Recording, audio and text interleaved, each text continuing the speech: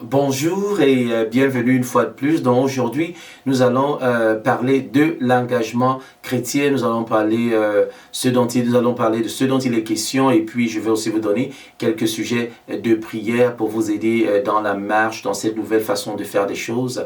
Alors donc, notre référence biblique est tirée du livre de Romains 12, versets 1 à 2. Donc je vais lire. Alors donc je vous exhorte donc, frères, par les compassions de Dieu, à offrir vos corps comme un sacrifice vivant, saint, agréable à Dieu, ce qui sera de votre part un culte raisonnable. Donc ne vous conformez pas au siècle présent, mais soyez transformés par le renouvellement de l'intelligence, afin que vous discerniez quelle est la volonté de Dieu, ce qui est bon, agréable et parfait. Donc une fois de plus, Romains 12, verset 1 à 2. Alors donc pourquoi parler aujourd'hui de l'engagement? C'est simplement parce que dans notre génération, l'engagement est souvent perçu comme un fardeau ou un obstacle à la liberté personnelle. Donc beaucoup veulent suivre Jésus de loin, sans implication réelle ni sacrifice. Pourtant, la vie chrétienne authentique repose sur un engagement total envers Dieu. Non pas par obligation,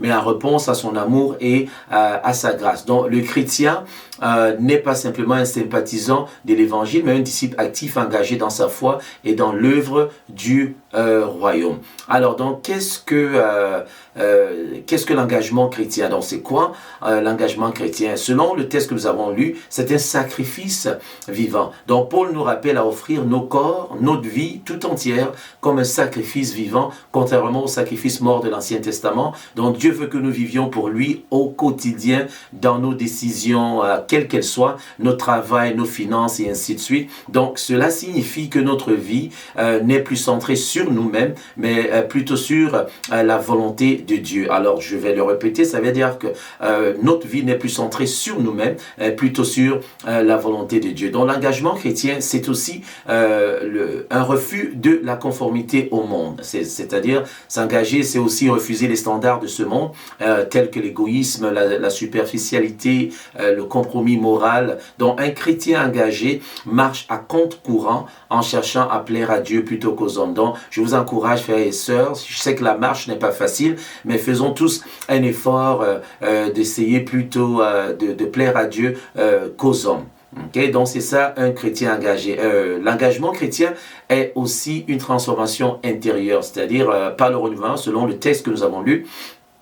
Alors donc, c'est pas le renouvellement de l'intelligence. Dieu veut transformer nos pensées, nos désirs, nos projets. Donc l'engagement n'est pas d'abord extérieur, c'est-à-dire dans les œuvres visibles, mais plutôt intérieur. Donc un cœur renouvelé qui désire la volonté de Dieu. Un cœur renouvelé qui désire la volonté de Dieu. Donc Proverbe 18.2 nous dit, ce n'est pas à l'intelligence que l'insensé prend plaisir, c'est à la manifestation de ses pensées. Il est important en tant qu'enfant de Dieu, de ne pas toujours penser qu'on sait tout.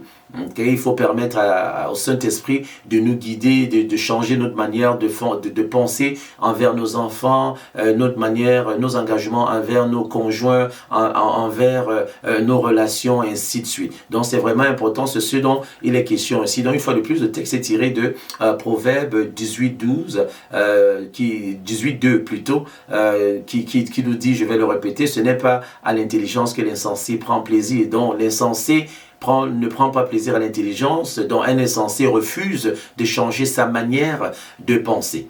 Okay? Alors donc c'est ce que la Bible nous dit. Donc ayons un cœur réceptif et ouvert aux changements qui nous sont suggérés par le Saint-Esprit. Donc c'est ça, mener une vie engagée. Alors en tant que chrétien, alors pourquoi est-il important de s'engager? Donc parce que Dieu s'est engagé tout d'abord envers nous. Donc Dieu a donné son Fils pour nous. Il s'est lié à nous par une alliance éternelle. Donc notre engagement est une réponse à son amour. Donc selon 1 Jean 4.19, nous l'aimons parce qu'il nous a tout d'abord aimé. Donc nous l'aimons parce qu'il nous a aimé le premier. Alors donc parce que le monde a besoin de témoins fidèles, c'est notre raison pour laquelle on a besoin de mener une vie engagée. Donc parce que le monde a besoin de témoins fidèles. Donc un chrétien engagé devient un témoin puissant dans un monde en quête de vérité, de cohérence et d'espérance. Aussi parce que l'Église a besoin de bâtisseurs, pas seulement de spectateurs. Qu'est-ce que cela veut dire? Le royaume de Dieu avance avec des hommes et des femmes prêts à servir, à prier et à donner. À donner, et à aimer, pas seulement à regarder. Alors donc, des exemples de personnes dans la Bible qui sont restées engagées, qui ont été engagées. Donc, c'est ça, donc, des exemples de personnes dans la Bible qui ont été engagées. Donc, par exemple, Abraham, l'engagement par la foi, Genèse 12, Dieu appelle Abraham à tout quitter, pays, famille, confort, pour aller vers le pays qu'il lui montrera. Donc, ça, c'est un exemple d'engagement radical, sans connaître tous les détails. Il est appelé le père de la foi. Alors donc Moïse, à son tour, on parle ici d'engagement au service de la mission d'Exode 3. Donc Moïse accepte de retourner en Égypte pour libérer le peuple d'Israël malgré ses faiblesses et ses peurs. Il s'engage quand même à obéir à Dieu, même dans l'opposition et la difficulté. Donc nous avons Ruth, que nous connaissons très bien, l'engagement relationnel et spirituel, Ruth 1,16. Alors, Ruth qui nous dit, ton peuple sera mon peuple, ton Dieu sera mon Dieu. Ruth s'engage auprès de Noémie, quitte sa terre et choisit le Dieu d'Israël, loyauté, courage, donc, et foi, donc une denrée qui est très rare au sein de nos églises aujourd'hui, la loyauté. Faisons un effort de rester loyal à notre ministère, aux hommes de Dieu, et ainsi de suite. Okay? Tel que Naomi l'avait fait. Tel que Ruth plutôt s'était engagé à le faire auprès de Naomi. Alors donc, Daniel, à son tour, l'engagement à vivre une vie sainte. Dans Daniel 1, verset 8, donc Daniel résolut de ne pas se souiller et s'engage à rester pur malgré l'influence d'un royaume païen. Sa fidélité le conduit à l'élévation et au témoignage. Nous avons Néhémie, l'engagement dans la reconstruction. Dans Néhémie 2, verset 6, Néhémie quitte une position confortable pour rebâtir Jérusalem. Il organise, prie, lutte, construit. Donc ça c'est un modèle d'engagement pratique et persévérant. Alors donc nous avons Paul, un exemple d'engagement total pour Christ dans Philippiens 1, 21, car Christ est ma vie, il disait, et la mort m'est un gain. Donc Paul a tout donné, il a tout abandonné pour Jésus, sa réputation, ses ambitions, sa sécurité. Il a enduré souffrance et persécution jusqu'au bout comme nous le savons. Alors l'exemple parfait bien évidemment c'est Jésus-Christ, le modèle parfait d'engagement dans Philippiens 2, 5, 8. La Bible nous dit qu'il s'est humilié à obéir jusqu'à la mort par amour pour nous. Donc Jésus est l'exemple ultime d'un engagement total, obéissant, sacrifié et aimant. Alors, voici quelques questions de réflexion auxquelles j'aimerais que tu penses. Donc, ton engagement envers Dieu est-il total ou partiel? En d'autres mots, y a-t-il des domaines de ta vie que tu gardes pour toi et que tu n'as pas encore remis à Dieu? Est-ce que tu vis ta foi de manière visible et active ou seulement en privé? En d'autres mots, ton entourage peut-il voir que tu es un disciple de Christ par tes actions? Est-ce que tu es constant dans ta relation avec Dieu? Prière, lecture de la parole et obéissance. En d'autres mots, es-tu fidèle même quand les émotions ne sont pas là? Alors, quels sont les obstacles qui t'empêchent de t'engager davantage? Peur, est-ce la peur, le manque de temps, les pressions sociales ou les attachements mondains? Alors, es-tu engagé dans un ministère ou une forme de service dans ton église? Pourquoi? Pourquoi pas?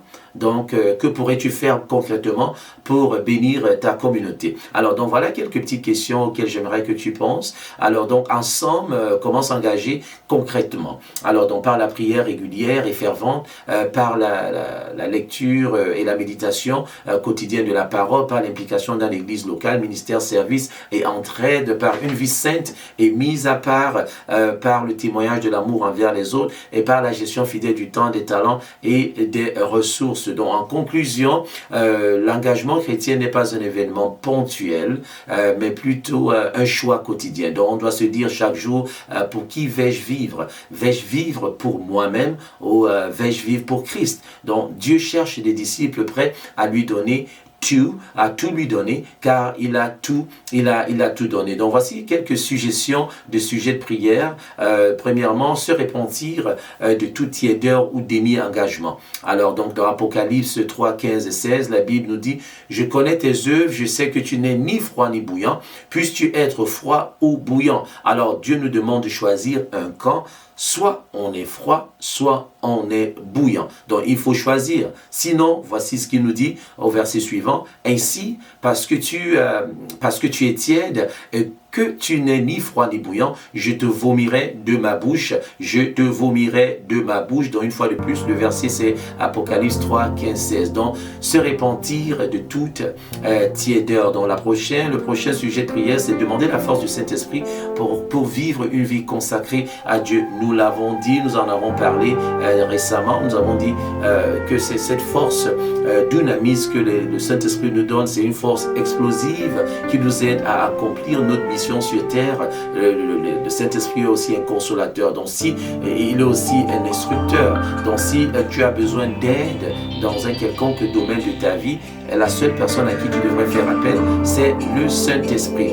Okay? Donc si tu as la difficulté à mener une vie consacrée, et fais appel au Saint-Esprit, demande-lui de venir dans ta vie, de venir et puis utiliser ses forces explosives pour t'aider à détruire ces choses qui t'empêchent de vivre et de mener une vie consacrée. Alors donc le prochain sujet de prière, c'est s'engager à servir activement dans l'église locale, prier une fois de plus pour que Dieu renouvelle ton intelligence et t'aide à discerner sa volonté. C'est important, le discernement. Prie aussi pour que ton engagement devienne un témoignage vivant autour de toi. Alors donc c'est ce dont il est question, c'est ce que je voulais partager. Que le Seigneur te fortifie, que le Seigneur guide tes pas au nom de Jésus. Amen. À la prochaine.